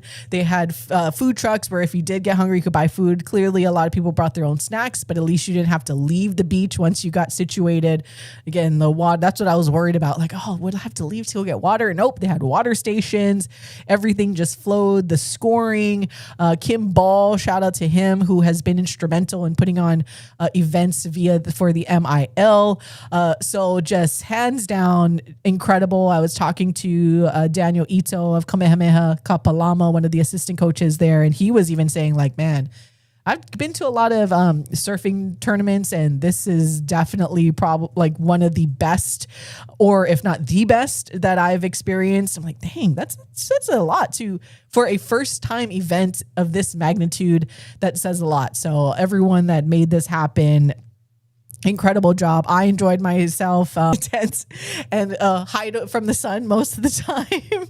So that was nice that I didn't get entirely burnt. I am not sunburned. I put on my sunscreen, but I also had the help of those from Kamehameha that they were able to take me in, so to speak, and I didn't have to sit out in the hot sun. Well, we have some video up on our social media, some photos. I'll get some more photos up a little later. But yeah, all around, I was excited to be able to go and be a part of it for a little while. Sad that I had to miss the awards part to make it back to see our men's volleyball team. And as we were just talking about, fortunately, our men's volleyball team did not make me regret leaving the awards portion of the state surfing championships because they won. So it was okay. It's just, you didn't get frustrated, Koo, here being bummed that like I had FOMO missing the award ceremony and then the men's volleyball team didn't deliver. Everything was good. Everything was great. Great Saturday. That was a whirlwind from Friday to Saturday going over there on Maui and then coming back for men's volleyball. But I did get a chance when we talk about organizers of these events, I did get a chance to catch up with Sunny Kazama. I had mentioned her last summer. Her and her family, they put on the Honua Finals. That is every summer. Covered that last year, or the last couple of years, and she and her family were instrumental in pushing this to be an interscholastic sport, but also they're hands-on helping with the organization for this as well because they have all the experience. So through the help of her and her family and a lot of other people that was on Maui, it just, once again, just such a well-run event. And my gosh, we talked about how we weren't very impressed with the broadcast for the men's volleyball game this past weekend. You guys, if you watch, even my mom, I pulled it up when we were waiting at the airport. I pulled up the surfing and it was on Spectrum, but the quality at which they delivered the TV broadcast for high school state surfing, oh my goodness. Like they had the drones like over, it felt like a WSL production type of surfing event. They had the drones in the water. They had the reporter in the water that was interviewing the winners right after. Like, am I watching WSL, like professional surfing right now? I am watching high school surfing, and the fact that they put so much effort into this, into Hawaii sport. Again, it's not interscholastically sanctioned anywhere else in the country. So fittingly, it starts here in Hawaii, the birthplace of surfing, and the fact that they went all out. It was just so incredible to be a part of, and shout out to everyone that contributed. Congrats, come close to placing in their respective league championships. My gosh, just to go out there and participate for the first time. I said this about flag football as well last year. However, if you just went out there and competed for your school, represented your school in the first season of high school surfing, because it was just, for everything to culminate on Maui and for it to be done so well is just very impressive and was very exciting once again to be a part of. But I got a chance to catch up with Sunny Kazama of the Kazama family, who have been efforting interscholastic surfing for a long time. And yeah, I wanted to get her thoughts on seeing everything now get to this point, and we were here. It wasn't done yet at the time when I got a chance to talk story with her. What was your initial reaction from you and your family that by your efforts, along with a lot of other people, that this happened? Well, right now, I'm kind of just in go mode. I'm here making sure everything runs smoothly behind the scenes, making sure every task that needs to get done can be done. I'm more on the logistics side, so it's not hitting me yet. I think once the final heats are pow and every trophy is lifted up above the winning champions' heads, then I'll feel like, wow, this is really amazing. I'm already super excited, but I don't think it's going to hit me until later. Yeah, and what does it mean to you just to be part of something, this inaugural, the sport of Hawaii, all of that, if you could put it into words, how does that make you feel? It's incredible. Surfing has done so much for me in my personal life. I played a lot of sports before and they're super fun, but none of it really fit. And growing up, I wasn't the biggest in the room. I was underestimated, seen as weak just because I was of smaller stature. And so surfing was the first sport that really made me feel strong, that really made me feel capable, and made me feel like, hey, I can compete just as well as anyone else, regardless if they have height over me, regardless if they have weight. So I found my confidence through surfing. And the community itself of surfing was incredible. Everyone's from all different walks of life, all uniting in the water just for the same goal of sharing a wave, of catching that wave, getting that stoke. And when you bring people from all walks of life together for the same goal of catching a wave, of getting that stoke, of the same passion, it's so fulfilling. So to be able to give back to the sport that has shaped me and the community that has shaped me and surrounded me and uplifted me means so much. And I'm just really grateful that I have that opportunity to do that today. This whole event is because of the community. So I just want to really shout out everyone who helped make this possible. It's not a one-team show. It's not a one-person show. I could not have done any of this by myself. It really took a whole community. Yeah, and getting more specific on the community, though, you do this alongside your family. Your dad is here as well. What does that mean to you to also have that addition of being able to make this a family event? It's awesome. I really loved seeing my family involved. I really love giving back to the community personally, and to have the support of my family to be able to do this means a lot. I know my mom and my dad and my sister, they all supported me. They all gave me a lot of love, especially when I came to them and I was like, hey, we need to make surfing an official sport. It's not right that I'm competing for my high school, but it's treated as less than a sport when it is equally one. And they had supported me. They encouraged me to go after opportunities that I probably wouldn't have had the courage to go after myself. And it really means a lot to have that support system. And that's how surfing has been able to get to where it is today. That's how I've been able to get to where I am today. This is why any of this is happening. Support systems and community are so key. Awesome. And last thing for you, what is your message out there to some of the maybe current surfers out there competing for the first time, or maybe up-and-comers that might be thinking about it but might be a little shy? What is your overall message to all of those incredible student athletes in Hawaii? First of all, congratulations to every single student surfer. Even if you're not here at States, you guys are all part of an incredible, historic first surf season ever in high school history. So congrats to all of you. Surfing is such an incredible sport. If you are already in it and you love it, keep it up. Never lose that passion. It's so easy to get caught up in, okay, how's this person doing? And I'm going to compare it to myself, or I'm going to compare myself to everyone else. That's what they do in contests. But in reality, I just want to give out a reminder that it's not you versus the world. It's you versus you.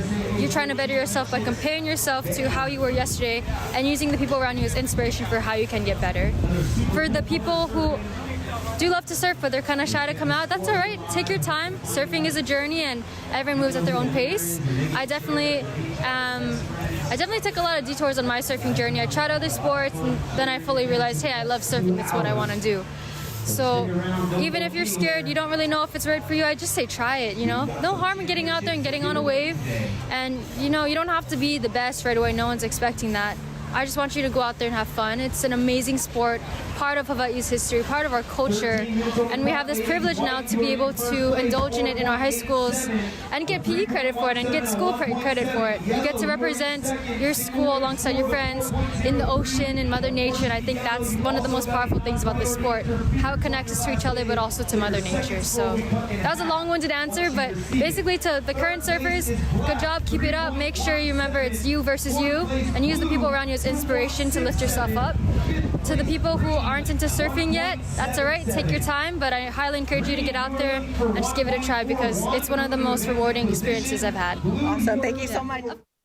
And that was Sunny Kazama. Again, I didn't really, so it's weird because when I put together the YouTube graphics, it's like I usually try to like put what they do or like their title, and I'm like, she does a lot of stuff. Like she runs a nonprofit that goes to like helping the ocean. What does she do? She puts together like the Honua finals. I think she's still a student in college. Like I was gonna say the picture from judging by the picture, she couldn't be older than me. She's only like 20, 21. She's young. Yeah. Like she struck me as younger than me, and I am, as much as I joke old, I am still pretty young in general. Yeah. So she's very well spoken for somebody, and not surprising at all for.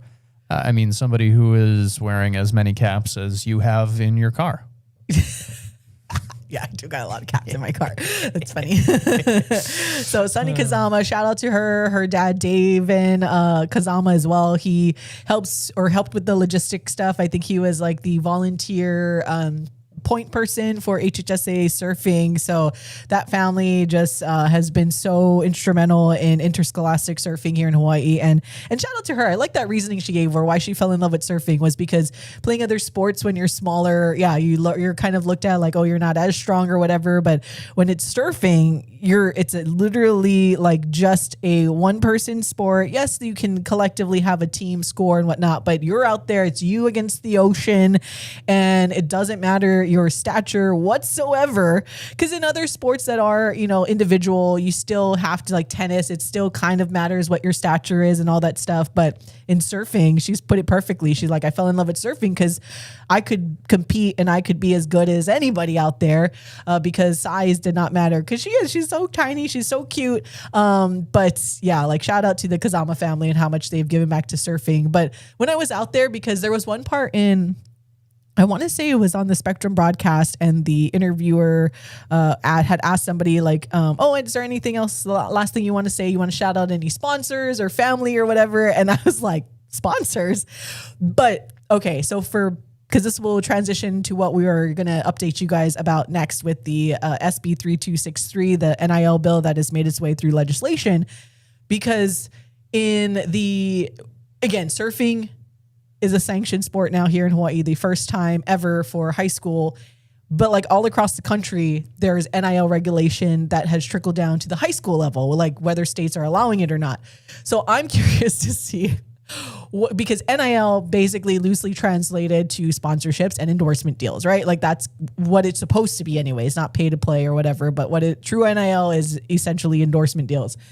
And in surfing, for a long time, you have people that were competing in high school that I saw when I was in high school. And I talked about it with Jason Shibata last week, where a lot of these surfers that I saw when I was out in the water at high school, and they were already sponsored surfers.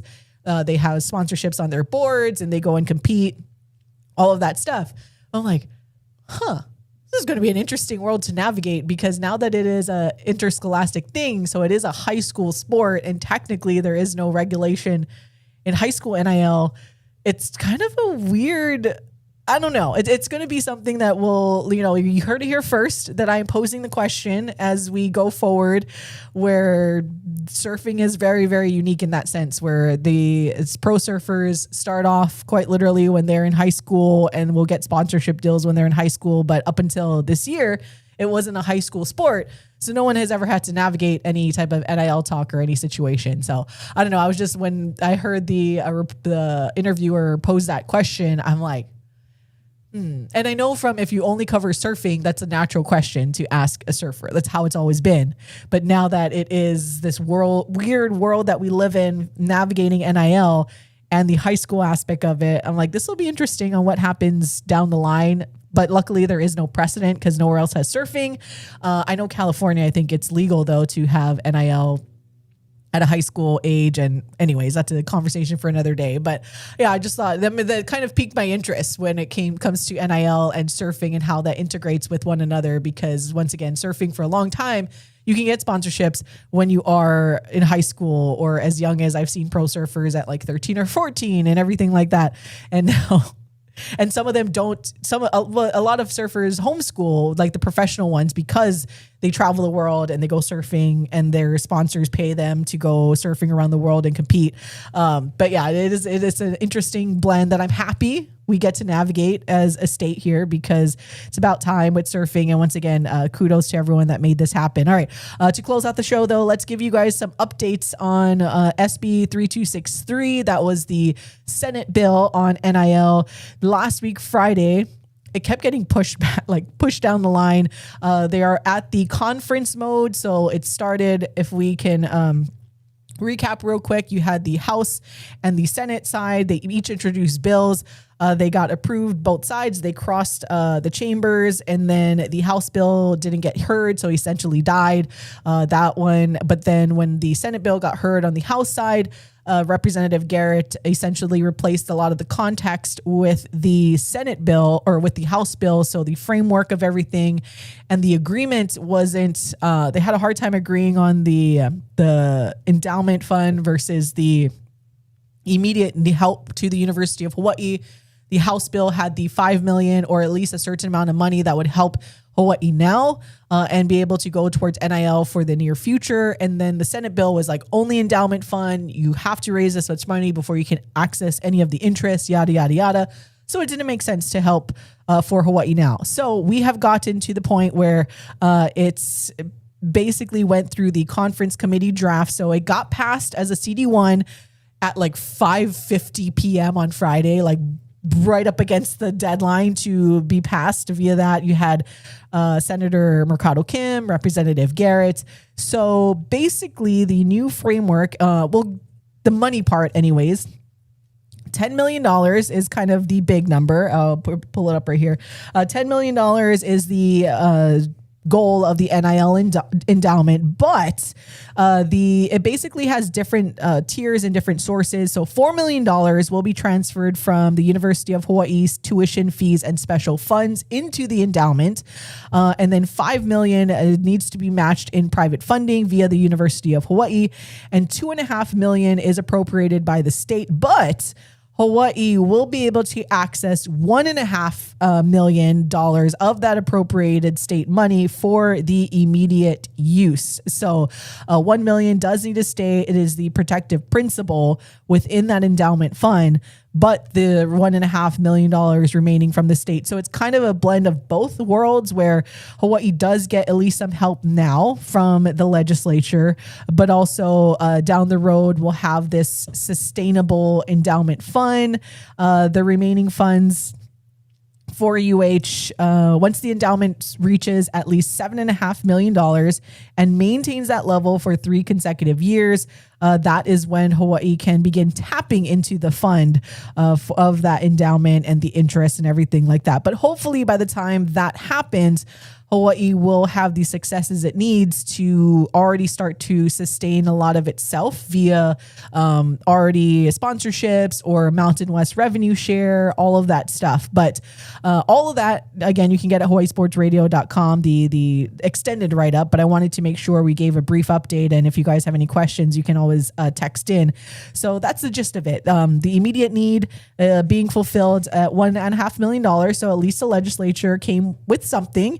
And then, all of the rest is on the responsibility of Matt Elliott and the powers that be to kind of find the rest of the money. But at least there was able to be some type of immediate help from the legislature, because I think that was the biggest sticking point, especially us as fans were like, endowment fund is not going to help UH now. And that was Representative Garrett's way of like, we need to help UH now. That was what he was pushing. And then on the other side with the senators, they were like, no, we got to do it this way. So $1.5 million, at least that's the big number that Hawai'i will get immediately, and then be able to hopefully get more down the road. I'm choosing to be positive on this. Exactly.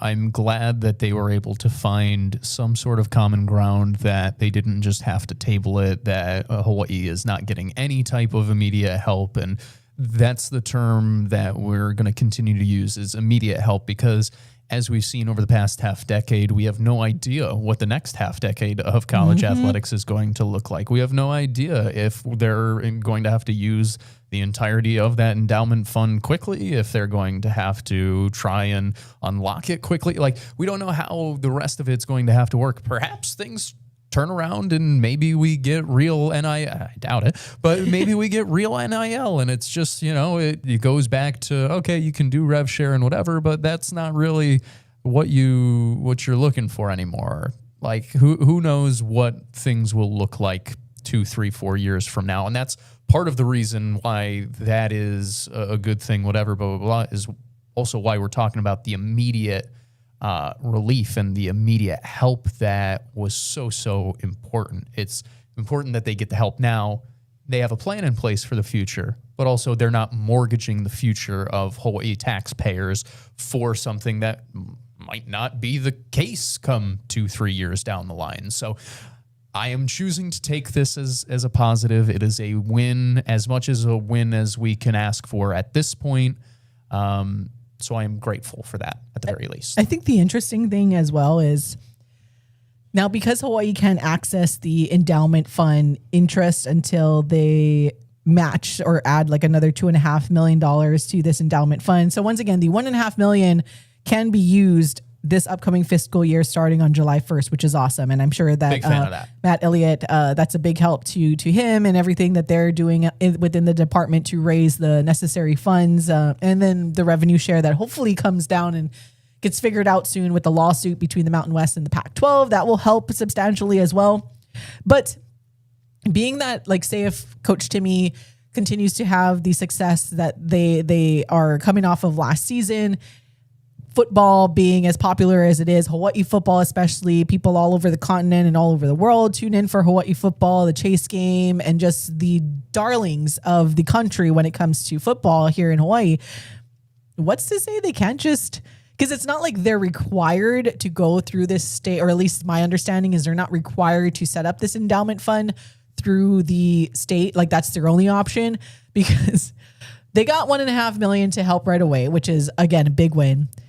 But since they won't be able to access all of this other stuff until like a few years down the road, I mean, what's to say they don't raise the $2.5 million and like set up their own? Like, they could just, because that way there's not as much restrictions. Because at the end of the day, they got a substantial amount of help like that they need right away. Like $1.5 million isn't anything to balk at, including at least extra help with the endowment fund by them transferring UH funds already that was there into the athletic side of things.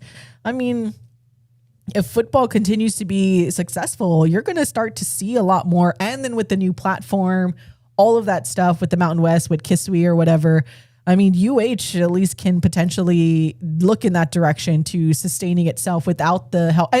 And granted, that's what the government would want, right? Like they've been harping on that, where they want UH to be able to sustain themselves when it comes to athletics, especially the revenue share part. So overall, I think it's a decent win. It does. The thing though that this bill does, now it does get voted on officially on Friday. So we have a week to kind of see where the rest of this goes. But for the most part, it seems like there's agreement now from both sides, being the House and Senate. But yeah, like it's going to be interesting to see. Oh yeah, that's where I was going. It developed the framework, because that's what wasn't part of Hawaii. Didn't have the true framework of how NIL was for the University of Hawaii. Other states have adopted actual framework, but at least the framework matches that as well of the NCAA more, just so that everything's on the same page. They don't have to have representation. It's encouraged, but that, and I have to get a little more details in terms of like I know one of the sticking points for the Senate side was like making sure that there was financial literacy, education, all of that stuff. But yeah, the main part is it establishes the framework and affirms the rights for both the student athletes and UH and the funding. So those are mainly the core of everything. $1.5 million that Hawaii can use this upcoming fiscal year, and then $2.5 million being contributed, or another $1 million being contributed from the legislature, UH's special fund, $4 million from that, and then after they raise $2.5 million more via private funding, UH that is, then they can start to kind of tack into that interest and everything. So hopefully everybody's following by now. But yeah, that's kind of the gist of it. And you can go to hawaiisportsradio.com to see more of the detailed breakdown. And at least we get $1.5 million, folks, for the University of Hawaii athletics program. Like we said before, you can be negative about anything that you really want to be. If nothing else that I have learned about society on social media nowadays, you are more than capable of being negative about anything.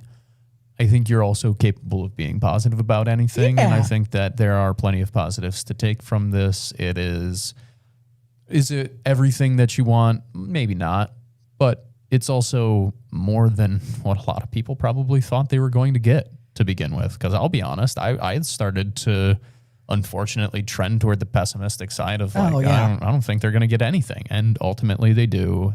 Ultimately things get worked out, and I think it'll be for the best. So good news. Good news. By the way, shout out to Felipe. I know he's been chiming in here via our YouTube chat, but we only got a couple of minutes left, saying congrats to Paul. Again, everyone that may be just tuning in, Paul is back, at least on our YouTube for this moment. Let's see. Talking about our NCAA stuff. Wish we didn't need all of this. We need to fix NCAA sports. So none of this is necessary 100%. Not against players making some money, right? Just education has to be the priority. You guys know that's something that we are stand with as well. not opposed to U.S. government legislation.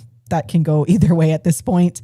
NCAA should have a commissioner just like pro league. So they kind of do. It's just Charlie Baker's just not really doing much. He has like essentially no power because the power it lands with all of the attorneys that decide to sue the NCAA for anything and everything. So they technically have a commissioner.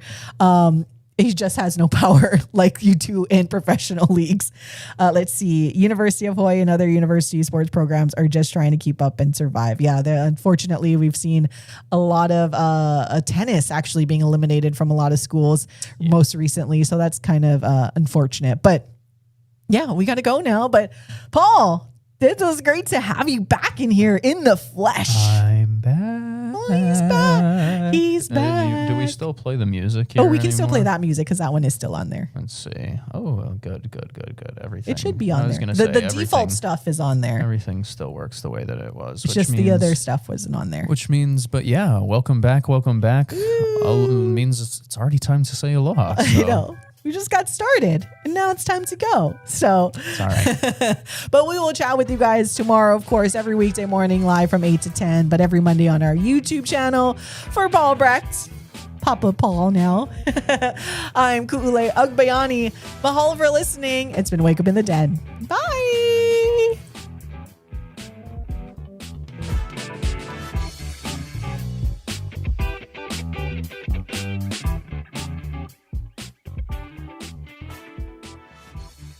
You're listening to the Hawaii Sports Radio Network, streaming 24/7 at hawaiisportsradio.com and on the new Hawaii Sports